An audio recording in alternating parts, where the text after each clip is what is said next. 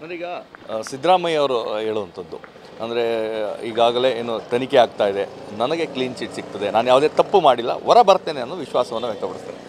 Sir ಎಲ್ಲ ಆರೋಪಿಗಳು ತನಿಖೆ ನಡೆಯೋವರೆಗೂ ಅದೇ ಮಾತಾಡ್ತಾರೆ. ಸೊ ತನಿಖೆ ನಡೆದ ಆರೋಪ ಸಾಬೀತಾಗ ಗೊತ್ತಾ ಜನ ಗೊತ್ತಾಗ ಸತ್ಯ ಅನ್ನೋದು ಗೊತ್ತಾಗುತ್ತೆ. ಸೊ ನ್ಯಾಯಾಲಯ ತೀರ್ಪು ಕೊಡೋವರೆಗೂ ನಾನೇನು ತಪ್ಪು ಮಾಡಲ್ಲ ನಾನೇನು ತಪ್ಪು ಮಾಡಲ್ಲ ಅಂತ ಹೇಳೋಂಥದ್ದು ಪ್ರತಿಯೊಬ್ಬ ಆರೋಪಿಯ ಅವ್ರದ್ದು ನಡವಳಿಕೆ. ಈಗ ಸಿದ್ದರಾಮಯ್ಯವರು ಸ್ವತಃ ವಕೀಲರಾಗಿದ್ದಾರೆ, 41 ವರ್ಷದ ಸುದೀರ್ಘ ರಾಜಕಾರಣ, ಕಾನೂನೆಲ್ಲ ಗೊತ್ತಿದೆ, ಎಲ್ಲವನ್ನೂ ಗೊತ್ತಿದೆ. ಅಕ್ಕಪಕ್ಕದವರ ಮಾತು ಕೇಳಿ ಈ ಪರಿಸ್ಥಿತಿಗೆ ಹೊರಟೋದ್ರು ಅಂತ ಅನ್ಸುತ್ತಾ ತಮಗೆ? ಯಾಕಂದರೆ ನಮ್ಮ ಜಿಲ್ಲೆಯವರೇನೆ, ತಾವು ಸಹ ಅವ್ರನ್ನ ಹತ್ತಿರದಿಂದ ನೋಡಿದ್ದೀರಾ.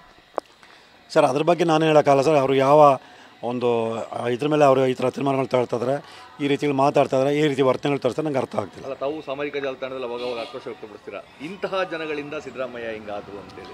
ಅದೇ ಸರ್ ನನಗೆ ಭಟ್ಟರು ಆ ಥರದವರು ಅಥವಾ ಮಾಡಿದ್ದೆ ಸರಿ ಅನ್ನೋರು ಇದರ ಅನ್ಸುತ್ತೆ. ಅಲ್ಲ, ಖಂಡಿತ ಇದ್ದಾರೆ ಸರ್. ಈಗ ಮುಖ್ಯವಾಗಿ ಹೇಳ್ಬೇಕು ಅಂದರೆ ಬೈರತಿ ಸುರೇಶ್ ಅವ್ರು ಕಡತಗಳನ್ನ ತೊಗೊಂಡು ಹೋಗ್ಬಿಟ್ಟು ಅವ್ರು ಬೇಕಾದ ರೀತಿ ಏನೋ ತಿದ್ದುಪಡಿ ಮಾಡಿದ್ದಾರೆ ಮತ್ತು ವೈಟ್ನರ್ ಹಾಕಿದ್ದಾರೆ.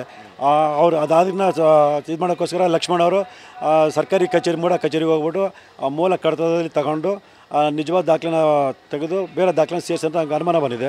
ವೈಟ್ನರ್ ಹಾಕಿರೋ ಬಗ್ಗೆ ಅವ್ರು ಲೈಟ್ ಬಿಟ್ಕೊಂಡು ತೋರಿಸ್ಕೊಳ್ತಾರೆ. ಸೊ ಇದೆಲ್ಲ ಗೊತ್ತಾಗುತ್ತೆ ಸಿದ್ದರಾಮಯ್ಯವ್ರಿಗೆ.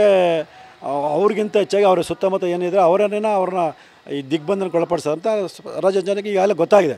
ಸೊ ಅದನ್ನು ನಾನೇನು ಪ್ರತ್ಯೇಕವಾಗಿ ಹೇಳೋ ಅವಶ್ಯಕತೆ ಇಲ್ಲ. ಸಿದ್ದರಾಮಯ್ಯ ಅವ್ರನ್ನ ನೀವು ಹತ್ತರಿಂದ ಹಿಂದೆನೂ ನೋಡಿದ್ರಿ, ಹಿಂದೆ ನೋಡಿದಂಥ ಸಿದ್ದರಾಮಯ್ಯಗೂ ಈಗಿನ ಸಿದ್ದರಾಮಯ್ಯಗೂ ಏನೋ ವ್ಯತ್ಯಾಸ ಕಾಣಿಸುತ್ತಾ ಅಂತ? ಸರ್ ಅದ್ರ ಬಗ್ಗೆ ನಾನು ಸ್ಪಷ್ಟವಾಗಿ ಹೇಳಬೇಕು ಅಂತಂದರೆ ಸಿದ್ದರಾಮಯ್ಯವ್ರು ಮೊದಲಿಗಿಂತ ಇವಾಗ ತುಂಬ ಬದಲಾವಣೆ ಆಗಿದೆ ಅನಿಸುತ್ತೆ.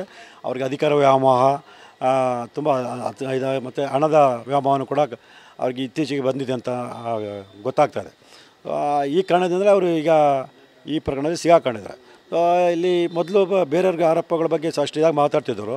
ಈಗ ತಮ್ಮ ಬಗ್ಗೆ ಆರೋಪಗೆ ಈ ರೀತಿ ತದ್ವಿರುದ್ಧ ಮಾತಾಡ್ತಾರೆ. ಸೊ ಇದರಿಂದ ಗೊತ್ತಾಗುತ್ತೆ ಮೊದಲನೇ ಸಿದ್ದರಾಮಯ್ಯ ಈಗಿಲ್ಲ. ಅಲ್ಲ, ಮೊದಲು ಇದ್ದ ಅವ್ರ ಮಾತು ವರ್ತನೆಗಳು ಕೂಡ ಈಗಿನ ಅವ್ರ ಮಾತು ವರ್ತನೆಗಳು ಕೂಡ ನೋಡೋಕೆ ಗಮನಿಸುತ್ತೆ. ಸೊ ಮೊದಲಿನ ಸಿದ್ದರಾಮಯ್ಯ ಇಲ್ಲ. ಅಲ್ಲ, ಅವ್ರು ಹೇಳುವಂಥ ನಂಗೆ ಹಣದ ವ್ಯಾಮೋಹ ಇಲ್ಲ, ಆಸ್ತಿ ವ್ಯಾಮೋಹ ಇಲ್ಲ ಅಂದ್ರೆ ಏನೇನೋ ಮಾಡ್ತಾ ಇದ್ದೆ ನಾನು ಅಂತ. ಸರ್ ಆ ರೀತಿ ಇದ್ದಿದ್ರೆ ಆರೋಪ ಬಂದ ತಕ್ಷಣ ಸೈಟ್ಗಳನ್ನ ಮುಡಾಗಿ ವಶಕ್ಕೆ ಕೊಟ್ಬಿಟ್ಟು ತನಿಖೆ ಆದ ನಂತರ ನನಗೆ ವಾಪಸ್ ಕೊಡಿ ಅಂತ ಹೇಳ್ಬೋದಾಯ್ತಲ್ಲ. ಅವ್ರು ವ್ಯಾಮೋಹ ಇರೋದಂತ ನಾನು ಇಷ್ಟೆಲ್ಲ ಆರೋಪ ಇದ್ರೂ ಕೂಡ ಅದು ಸೈಟ್ಗಳನ್ನ ಅವರು ಇಟ್ಕೊಂಡಿರೋದು.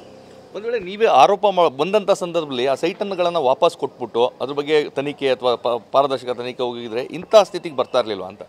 ಖಂಡಿತವಲ್ಲ ಸರ್. ಇಲ್ಲಿ ನಾನು ಅದನ್ನೇ ಹೇಳ್ತೀನಿ. ನವೆಂಬರ್ 3, 2023 ಏನು 4 ತಜ್ಞರ ತಂಡ ಸಮಿತಿ ವರದಿ ಕೊಟ್ಟಿದೆ.